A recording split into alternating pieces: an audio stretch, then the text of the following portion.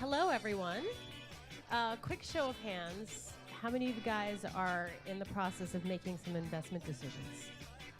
Anyone? Great. And how many of you guys who make the investment decisions think about risk? What are the risks of making this decision? And how many of you currently think about something like culture risk? Great. With a few hands in the room. Fantastic. So I'm going to talk about a framework that can help us, I hope, as investors and also as founders, think about how we can assess and manage culture risk. So very quickly, if you were an investor back in the day, would you like to have invested in the companies on the left or the companies in the right? Show of hands. Companies on the left. Companies on the right. And the question is, so what differentiated these when you were making these investments? Is it better technology? Is what differentiates these better technology? Better technology, anybody? No? Okay. How about the enthusiasm of the market and product traction? Is that the thing that differentiated these things? The left from the right? No. Okay, so all of them had great product traction.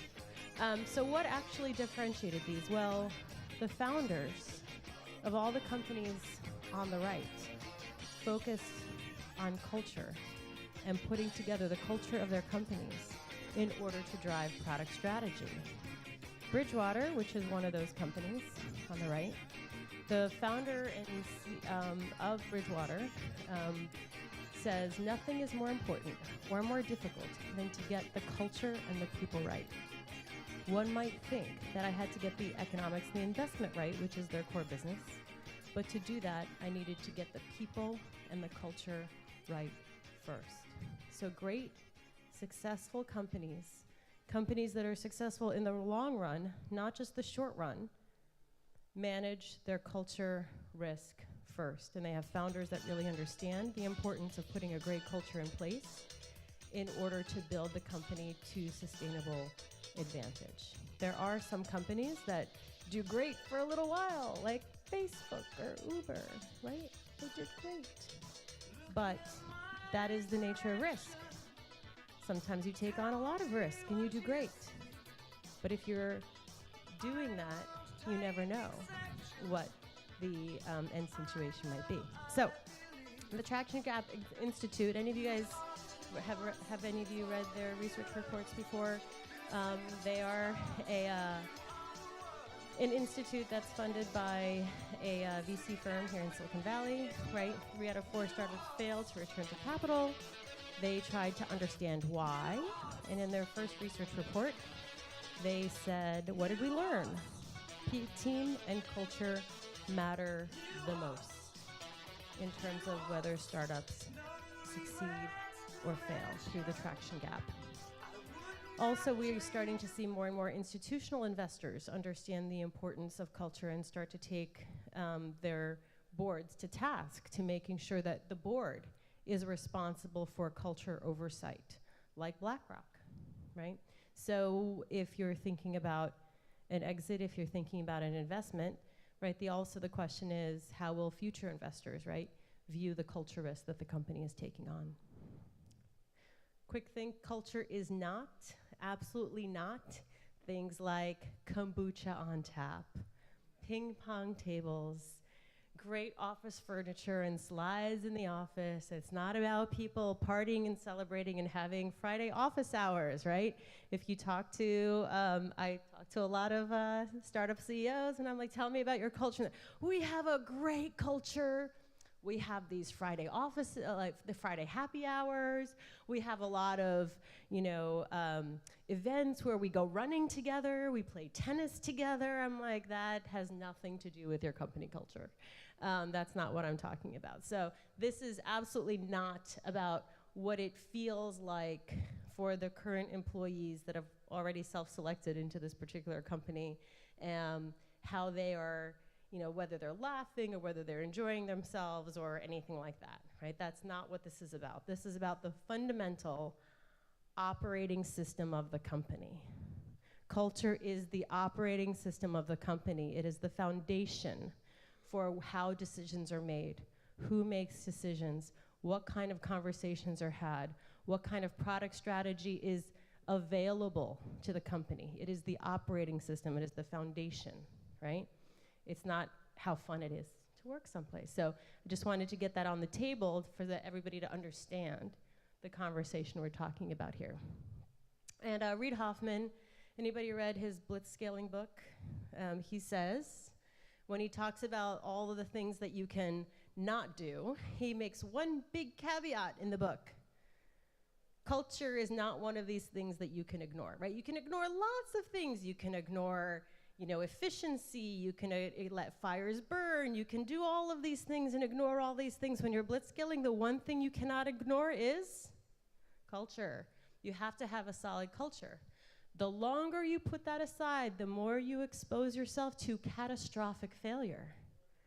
And he says, as he's observed many, many, many startups, most startups die of suicide, not homicide. Worry less about what the competitors are doing and worry more about what people inside the company are doing. That, because as he's observed companies, right, the suicide of taking on lots of culture risk, right, is the thing that usually leads to failure. How many of you guys serve on boards? How many of you guys have structured conversations about culture in the boardroom? A few.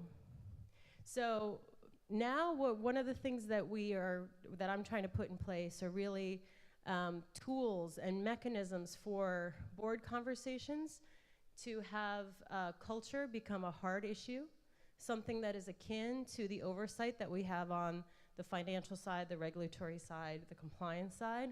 How do we actually have the structured skill sets, and how do we have culture experts on the board that can guide us right through those conversations? This is not something that everybody understands just because they're in a culture all the time. That would be like saying, so how many of you guys use a mobile app every day? Come on, how many of you guys use a mobile app every day? Everybody uses it. Does that mean that you are an expert in mobile application building? No. Just because you experience something every day does not mean that one is an expert in it. Therefore, we need people in the boardroom who are experts who can guide us through these conversations around culture and who can actually understand and unpack, right, how to assess the culture risk that's happening within an organization. So just like we talk about financial risk, product risk, regulatory risk, cybersecurity risk, we need to start talking about culture risk. So healthy organizations actively measure and manage 5 culture risks. I'll take you through each one of these one by one, but here they are all in a set. This will come up again. So the first one is scaling risk. So when we think about scaling a company, we all know the chart up and to the right, usually with like a little hockey stick inflection point where the up and to the right just goes to the moon, right? When moon, okay. But that's not actually how it happens. A group of professors at Stanford have examined how companies actually scale, and it looks more like this. There are lots of fits and bumps and starts. These inflection points happen at known times. Those times are around 40 to 50 people, around 140 to 150 people, and then to enterprise scale around 700 to 1,000 people. And each one of the reason why this happens is because the culture of the company needs to be redesigned at each one of these inflection points. The operating mechanisms within an organization start to break down with scale. And so you see deceleration in the growth of the company as the current operating model and the current cultural model starts to become less and less manageable and less efficient. So again, you need to have someone who really understands these inflection points and what it takes to get to the next level of scale. The next one is fragmentation risk. So fragmentation risk is what happens often when you have a merger or an acquisition, or in the Silicon Valley episode where you have a culture of engineers and then they hire a whole team of salespeople, and the cultures are very fragmented. So you really need to design whether you're going to have one dominant culture or you need to design a way to have interfaces between the cultures so that they can operate efficiently in their own silos, but still maintain those different operating models, okay? The next one is attrition risk. So you will see waves of attrition in basically all organizations as they scale. The issue is, how is that being planned for and managed, right? Are you actually anticipating the attrition? Are you designing what types of new types of people, what kinds of types of personalities you need to have coming in? Not just the roles, but actually the types of people that you want to have join your company as you scale. The next one is conformity risk. And one of the ways that I talk about conformity risk is simply to say, does this look like any company that you know?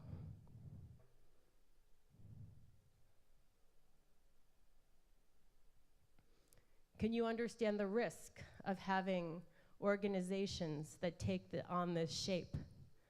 Do the people at the top making top product decisions really have empathy for their customers and their frontline employees? No.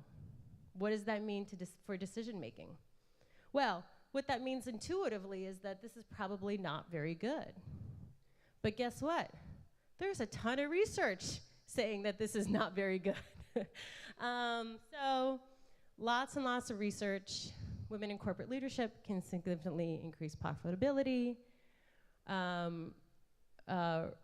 Also returns significantly higher, right? This is done by Merrill Lynch, just to level set in case you guys can't read that down there. Bank of America Merrill Lynch, right? Not some feminist organization. Consistently has found that returns are actually much better when you have people in top leadership reflecting your customer base and reflecting your frontline employees. And of course, the amount of culture risk that you take on by not having, for example, women in true positions of power means that you're taking on the potential of catastrophic risk as well. Okay, and then stagnation risk. So as companies scale, what often happens is that innovation is harder and harder to achieve. So stagnation starts to come in. New ideas are not able to be executed on when those ideas come from the bottom, right? Usually, a lot of times, startups, as they grow and as they scale, there's only one person who can really have ideas in the organization, and that's where stagnation risk starts to come in, where basically you're not able to have truly new ideas be executed on. So your organization, any organization, is always caught in the middle of these risks. These risks are always pulling on any organization, any startup. And the goal is to really understand and see these risks for what they are, have structured conversations around them, and understand how to manage them. How to manage them very quickly is to have principles, mechanisms, and behavior monitors across the organization. When they are put in place, they ground your organization and prevent these risks from getting out of control.